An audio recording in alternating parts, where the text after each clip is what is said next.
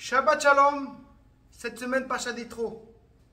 Imaginez-vous qu'on entend le Happy Fior vient d'Italie en Israël, mais pourquoi on ne sait pas. Il arrive et il dit je vais aller au Kotel. Il va au Kotel et là-bas il dit je veux me convertir. C'est la même histoire qui s'est passée cette semaine. La Pacha d'Yitro. Yitro c'était le prince de tous les Avodazarot.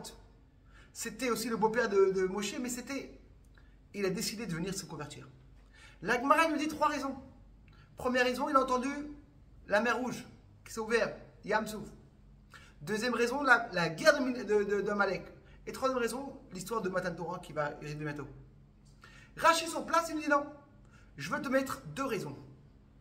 Parce qu'il a entendu l'histoire de Yam Souf, la mer Rouge qui s'est ouverte pour les Juifs, et l'histoire d'Amalek. Et pour ces deux raisons-là, il est venu. Et chaque personne se demande, mais pourquoi en vérité? Qu'est-ce qui lui a fait un tellement grand changement? Une personne qui était tellement grand.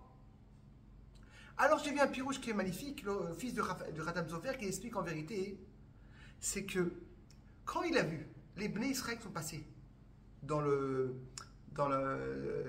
mer, ils sont passés, ils ont eu ce grand miracle. Il n'a pas eu de respect pour les Juifs. Il leur a dit, mais c'est des gens, ils n'ont même pas la force. Tu vois les Égyptiens, fais la guerre contre eux. Encore une fois, Hachem, il s'occupe d'eux comme des enfants. Encore une fois. Et là, après ça, il a vu en vérité que quand il y a Amalek, ils ont oui, il fait la guerre. Mais pourquoi ils ont fait la guerre ici et pas fait la guerre ici? En vérité, il a compris que dans la Torah, il dit, il ne faut pas l'otitaev mitri, il ne faut pas détester un mitri. Parce que vous étiez là-bas, ils vous ont bien reçu. Et là, en vérité, je me dis un truc incroyable. Il a compris que les Juifs, ils arrivent à enlever le bien du mal. C'est vrai que les Israéliens ont fait du mal. Mais pendant 100 ans, on était chez eux. Ils ont bien reçu, ils ont sauvé Moshe, ils ont sauvé Yaakov. Il a compris qu'en vérité, de chaque endroit, il faut qu'on vienne le bien. Et ils ont une mida de reconnaissance, une mida un puits que tu as bu là-bas, ne jette pas des pierres. Et ça, il a dit, il faut que je me rapproche. Comme on racontait l'histoire avec le Rav Lau. Le Rav Lau, une fois en 1990, une personne est venue d'Angleterre. Il dit, est-ce que tu te rappelles de moi? Non. J'ai écrit un livre sur la Shoah. On était ensemble dans un grenier.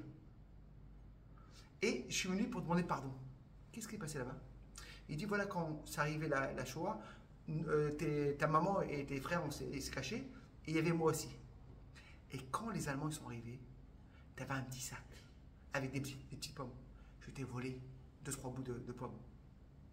Et pendant 50 ans, j'ai mal au cœur. Comment j'ai pu voler? C'était tellement, c'est des pommes, mais à ce moment, c'était tellement temps. Et je suis venu demander pardon. Le Rav Lav, grand Rav d'Israël, il a commencé à pleurer. Regarde cette émette, cette chose-là. Et c'est ça qu'il a vu en Vététro. Cette chose que le Ham Israël émette. Le Rabbi Lubavitch, il nous a un pirouche un petit peu différemment. On sait que Yitro, c'était un grand philosophe et un grand Midianaï. Il savait très bien faire des contacts avec les gens. C'était un Kohen Midian, tout était connu partout. Yitro, il a connu des gens qui parlaient très très haut, mais dans leur monde eux-mêmes, il s'est très bas. Un exemple, on sait qu'en vérité, la première fois qu'on l'a vu Yitro, c'est l'histoire avec Paro. Quand Paro il a emmené ses conseillers, qu'il y avait aussi Bilam. Qu'est-ce qu'on fait avec l'homme Israël? Le seul qui était contre Paro, c'était Yitro. C'était une personne émette. Il dit non, de tuer des gens, c'est pas possible. Et pour ça, il a dû se sauver de Mitzrayim à Midian. Et qu'est-ce qu'il a remarqué? Bilam, des gens qui parlaient très spiritualité, il a rencontré Hachem, il parlait avec Hachem. Et de l'autre côté, quand il avait pour faire les malheurs à Bnei Israël, qu'est-ce qu'on dit? Prends les Bnei Israël, envoie les femmes pour faire tomber les Bnei Israël. Comment c'est possible, une personne tellement spirituelle? Et il a vu que beaucoup de fois, les gens, ils ne mélangent pas le matériel et le spirituel. On raconte une histoire sur Aristo, qui une fois était comme ça, il a vu un oiseau, il a cassé le pied, et là, il a mangé. On dit, mais Aristo, comment ça se passe? Il dit, mais je ne suis plus Aristo. On disait, je suis un très bon papa, je sais que j'ai les enfants. C'est-à-dire que des fois, les gens dans les philosophies sont très très forts, mais en réel, ils ne sont pas forts. Et là, il a vu dans la Torah que quoi? Que la Torah, elle est là pour les chalèves ensemble. D'un côté, on va travailler 6 jours. De l'autre côté, on a le jour de Rouhani. De l'autre côté, on va se marier. Mais il y a des lois dans le mariage. On voit comment, à Shavat Aveda, tu trouves une chose d'argent, il faut que tu rendes. Ce chilouv-là, il a beaucoup aimé. Quand il a vu les Bnei Israël qui sont partis la mer Rouge, il a dit, ah, peut-être qu'ils ont écouté, Dieu a rien avancé, parce que c'est comme des esclaves ils écoutent.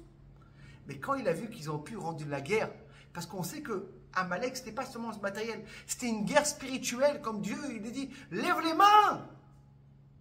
Et quand il a vu en vérité que quoi? Que ils arrivent à faire le matériel, Kabbalatol, d'écouter, et le spirituel contre Amalek, qu'il est venu nous refroidir, quand tout le monde avait très peur, ça qu'il a aimé, de faire entrer la philosophie dans le matériel, de ce mélange-là. Et c'était qui Yitro? Le premier qui a dit Baruch Hashem. C'est quoi Baruch Hashem? D'emmener Hashem dans ce monde-là, de faire entrer Hashem dans le matériel. Et là, il a aimé ça, ce truc ensemble. Beaucoup de gens, ils parlent très spirituel, mais le monde vraiment, ils sont très loin. Que Bezrat Hashem, prenez ce message, mes amis, de mélanger le matériel et le spirituel, élever les choses. Et quand on va élever les choses, Hashem, on aura en vérité le meilleur endroit, c'est emmener Mashiach Bekar Mamash. Shabbat Shalom et Psorot Tovot. Le Dvar Torah, l'Inu Shmam Papa, Menachem Mendel Ben Rabbi Sefiyahu. Shabbat Shalom.